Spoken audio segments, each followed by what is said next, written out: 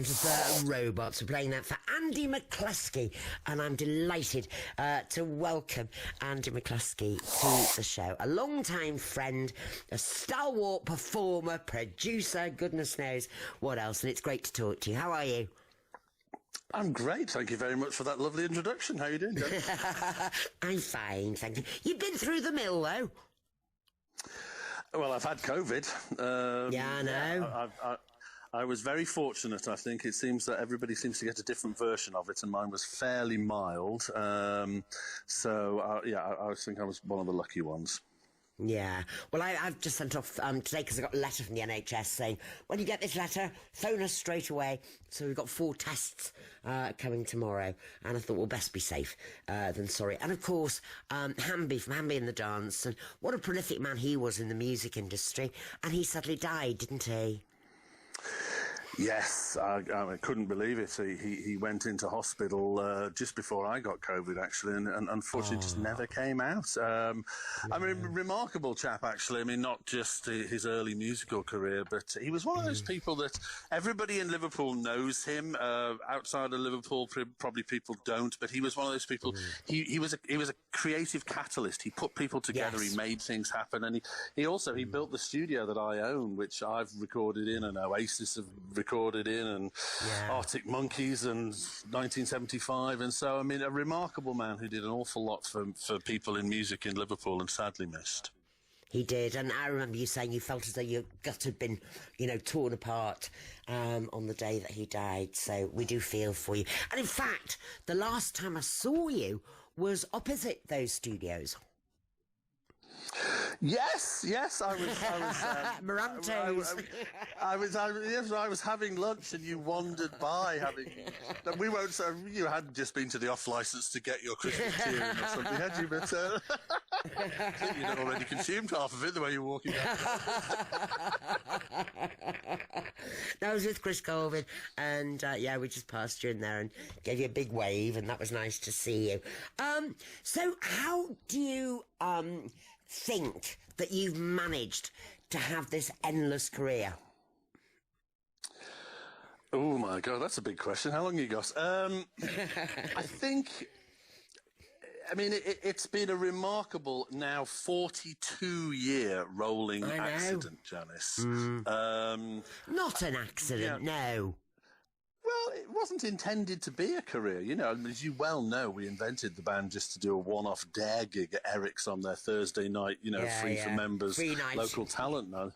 And, we got offered another gig, and then we met Tony Wilson, and amazingly, the story that we'd heard that we thought was apocryphal turned out to be true, which is that his wife got in the car one day and there was a bag full of cassettes in the footwell, and she said, "What are these all about?" And said, "Oh, that's just the junk. They're the cassettes I'm throwing out. They're all the people who want to get on Granada Reports, but they're rubbish." And she picked out our cassette and played it and said, "No, you should sign that. That's it. It was Electricity by us." So that's how it started. And I like to think we've worked hard, and somewhere along the line we must have exhibited some talent. You've always worked hard, the both of you. I mean, it's been incredible. And you've always been incredibly personable as well as a band. You're not unapproachable. But the love of music that you have shines through as well. I hope so. I mean, it's a passion. I love making music. I love performing music. And I mean, these days, it seems we're busier than ever live. And obviously, the huge frustration since March that we can't play a proper gig, this new normal of online gigs and socially distanced gigs with people all standing 2 meters apart. That's not the normal I want to get used to. I want to get back to the real thing. No, not at all. And it must be incredibly hard. I think particularly, for new bands, and they've just started and they're gathering some kind of momentum, but they can't keep it up. No. I mean, it's very, very difficult for young bands. I mean, we're fortunate that we've got catalogue out there. We get played on the radio.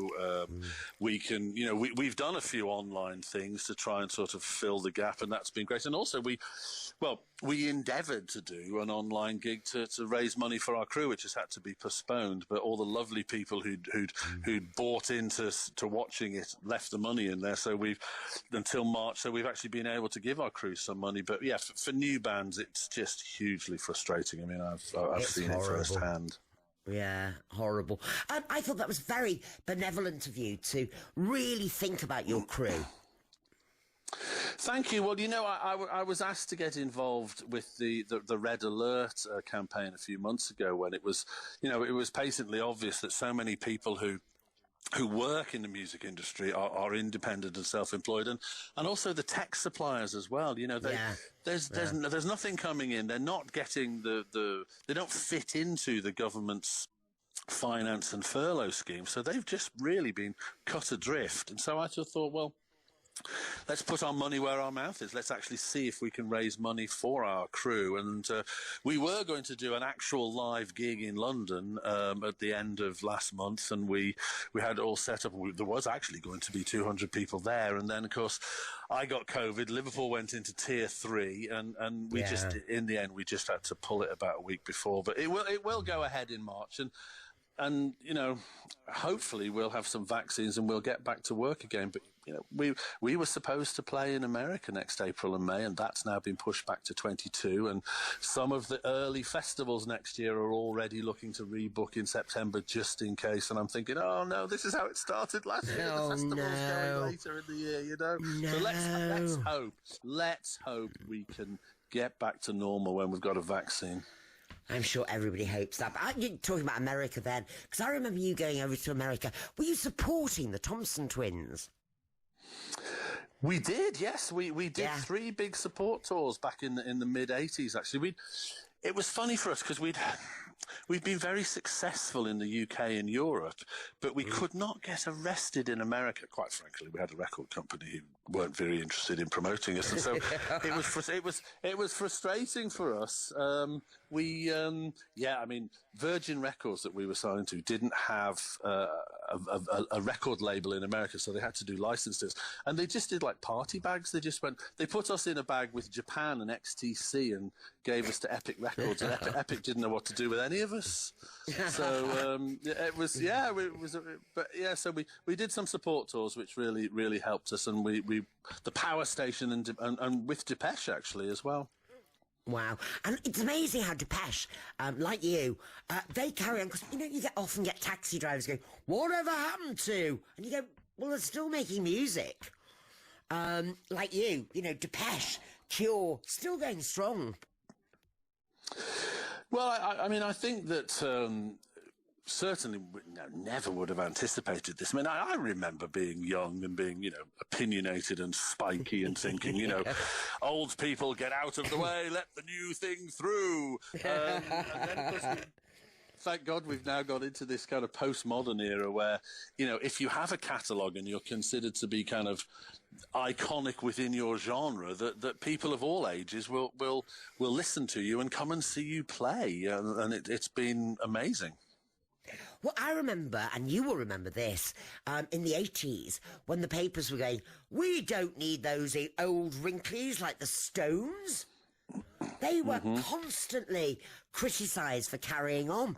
And I used to think, well, hang on, you've got blues musicians in the States, they carry on, but you don't moan about them. Why can't people have it for the rest of their lives? I think at the time, though, Janice, I mean, pop music was always an ever-changing scene, and it was like, the new thing replaced the old thing. And, if you'd been around for 5 or 10 years, you were, a new pop style had come along, and you were considered to be, out of fashion. That doesn't happen anymore. I mean, of course, you're talking back now in the 80s when, the Stones were ancient. They were all about 39, 40, I dream of being 40. Let's have a break for some music, and we'll talk more about architecture and morality in a moment. This is from the album She's Leaving, OMD. OMD, Orchestral Manoeuvres, In the Dark. She's leaving from the album Architecture and Morality, and Andy McCluskey is my guest. And 40 years, good God. Yes, That's really scary. I mean, it seems every year at the moment we're celebrating a 40th anniversary of something. But I have to say, you know, listening to that, that was the fourth single that should have been that was never released. We'd had Souvenir and the two Joan of Arcs, and the record company were like, "We want to release She's Leaving," and I was like, "Over my dead body, you're not prostituting my art by releasing 4 singles off our album." What an idiot I was. What an absolute idiot I was. But yeah, I mean, that I think probably would have been another big hit for us, and I refused to let the record company release it. I must have driven them insane. Yeah, but we need characters like that around, don't we? We need people like you to stand their ground. I was only 2 weeks ago, I realised that Martha from Martha and the Muffins chose the title to that album. She did indeed. I knew her personally because, Martha and Muffins were signed to Dindis, which was our record label subsidiary of Virgin. That's right, They come over from Canada. And unsurprisingly, the terribly attractive designer artist, Mr. Peter Saville, took one look at her and chatted her up, and they became an item. And so I got to know her quite well. And she happened to say to me that she read this book called Morality in Architecture by David Watkins and thought it was a great idea for a song title or something. And I went, "Oh, yeah." And she said, "Well, I'm not using it. Do you want it?" Yeah, so indeed, Martha Ladley suggested that as a title to me, and of course I picked up the ball and ran with it, and it became our most successful studio album. Didn't she also have something to do with Tesla Girls? She gave me that title as well. I'm probably owe her royalties if I'm honest. Yeah, she introduced me to the wonders of Nikola Tesla, the father of modern electricity, the inventor of the alternating current motor and dynamo. And then I sort of had to try and find a way to kind of write a song that was about Nikola Tesla but wasn't sort of completely boringly didactic about he was the father of electricity, he invented the dynamo.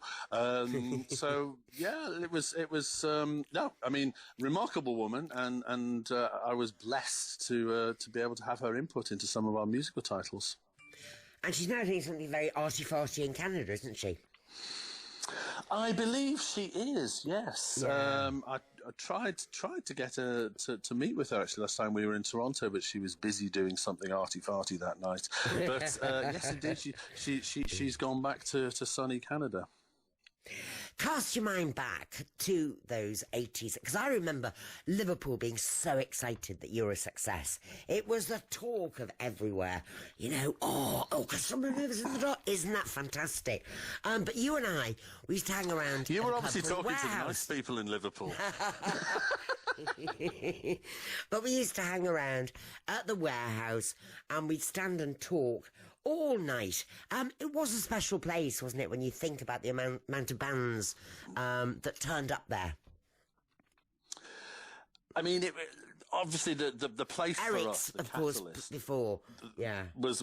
I mean, I remember we used to bump into each other a lot at the warehouse, and completely ignore the bands and just chat. But it was, I mean, Eric's was the place. You know, ourselves, Echo and the Bunnymen, and the Teardrop Explodes all played our first gigs on those Thursday night showcase nights. They were great, those nights. Within 3 weeks of each other in 1978, all 3 bands played their first gigs at Eric's, and you know, there was all the Lightning Seeds, Flock of Seagulls, Frankie Goes to Hollywood. The list just goes on and on and on. Dead or Alive. Of course. The thing was, actually, I mean, I did a eulogy for Hamby at his funeral a few weeks ago, and I was reminded of what it was like in those days. And actually, I said, you know, the most intimidating thing to do was to stand on stage at Eric's on a Thursday night, because there weren't many people in the audience, but every single person was basically in another band, and you could see them all. They wouldn't come to the stage. That wasn't cool. They'd be leaning on the pillars halfway down the Eric's, and you could see them all, and you know exactly what they were saying. They were going, Well, you know, they're all right, like, but the shit. and what I said was that Hamby was one of the people who didn't do that. He was always very excited. And, I love what you do, but it was an amazing place to play, and yeah, all of those bands who then just took off and became global within a very short period of time. It was brilliant because I loved those Thursday nights. I actually became a member. It's the only club I've ever been a member of, Eric's, with Doreen, you know, on the door and the flooded toilets. And seeing, because I felt right on the periphery, you know, everybody just was like so exciting and interesting. But it was so special to see all of that stuff that was going on. I was going to erupt.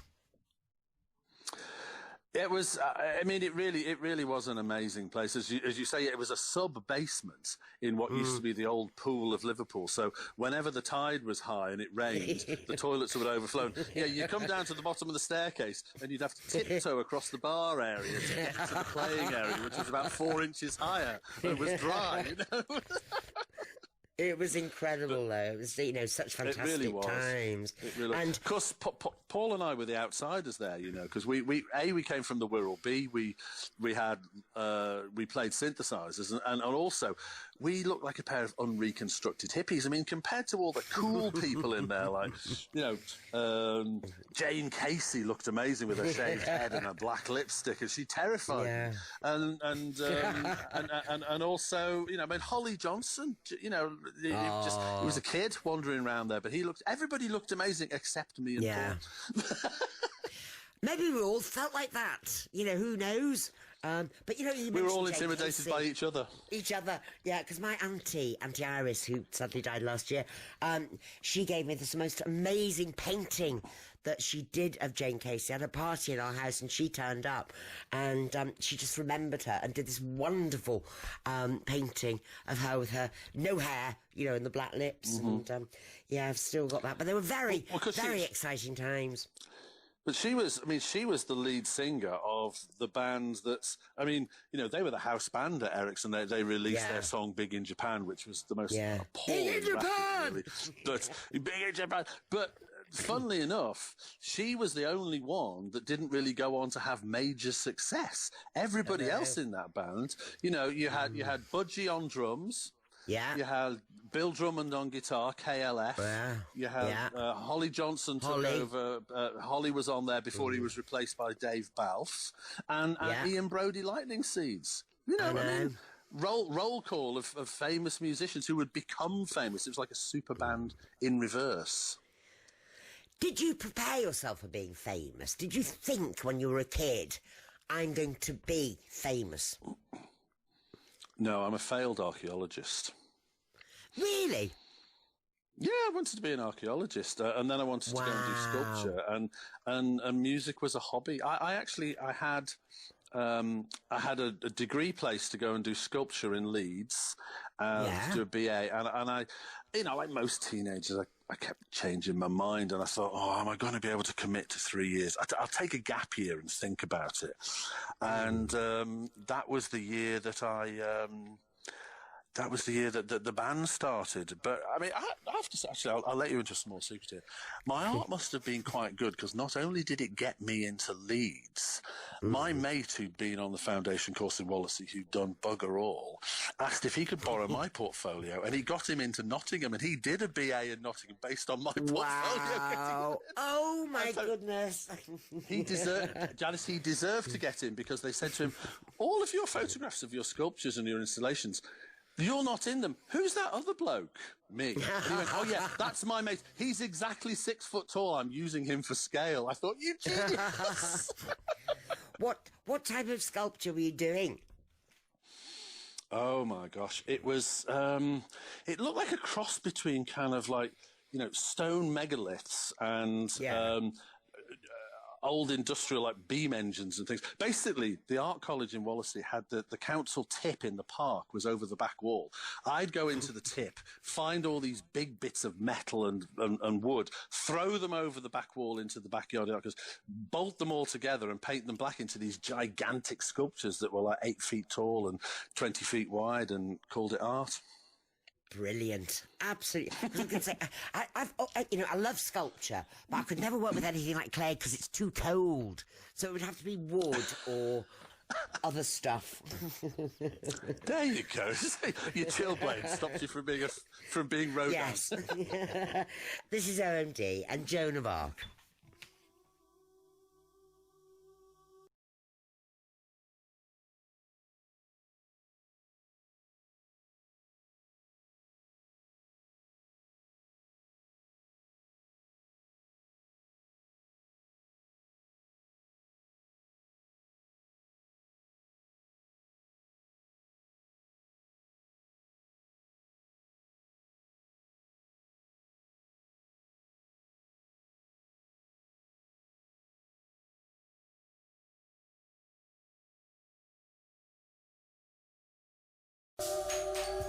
OMD, Joan of Arc. What a brilliant track that is from the album Architecture and Morality. Do you remember Joe McKechnie, Andy McCluskey? Because he says, I well remember OMD at Eric's playing at the back of the club. Took us all a minute to work out how the group had started, but the stage was empty. Yes, yeah, that was a night we played with the Teardrop Explodes and another couple of bands. And because Paul and I just had a tape recorder, Winston, and less equipment, and the other bands had crap all over the place. Yeah, we played at the little raised stage in the back corner. Yeah, Joe's absolutely right. We did play that. I think it was November the 23rd, 1978. Wow. Yeah. Remember the exact date. Well, Joe McKechnie's done mixes for this show. He's really prolific when it comes to music and stuff, and really interesting. So it was nice to get that from him. I was thinking about you, because Annie Glass we've been playing, and of course you've been working with her.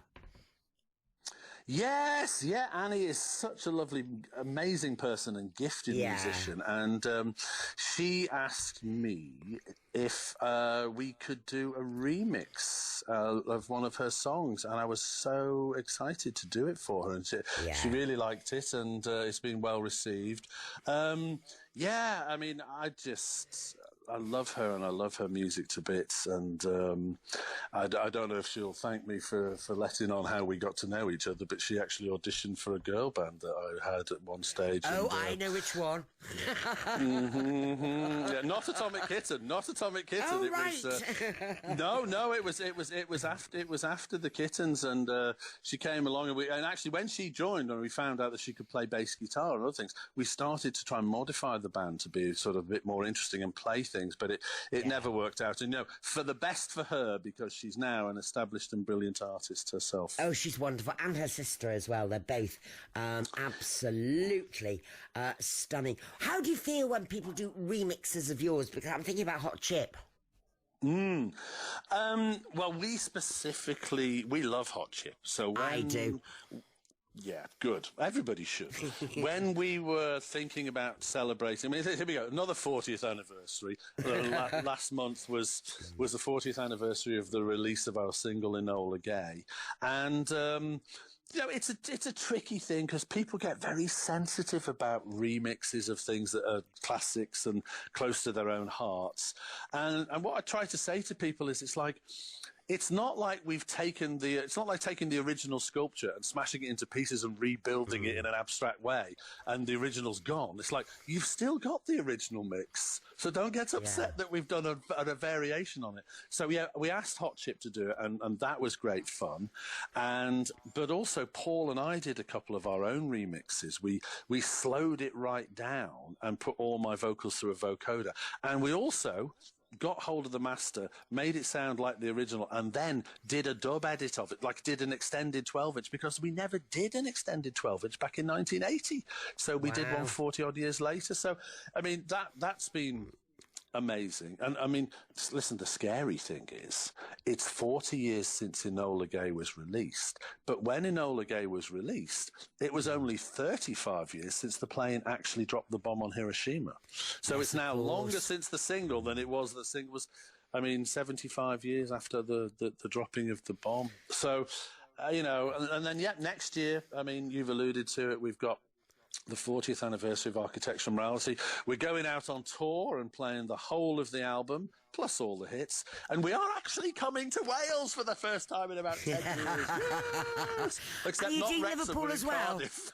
Are you doing Liverpool as well? Not yes, in fact, we're doing 2 nights in Liverpool. We're playing the Empire and the Olympia for a change of split venue. There you go. I'll definitely be there. We'll see you. Just starting back, do you still do sculpture and do you still go digging for things? I bought some oil. I did used to paint actually, and I thought I quite fancy doing painting again. And I got an easel and I got some boards and I got some oil paints, and I started painting. And you know what?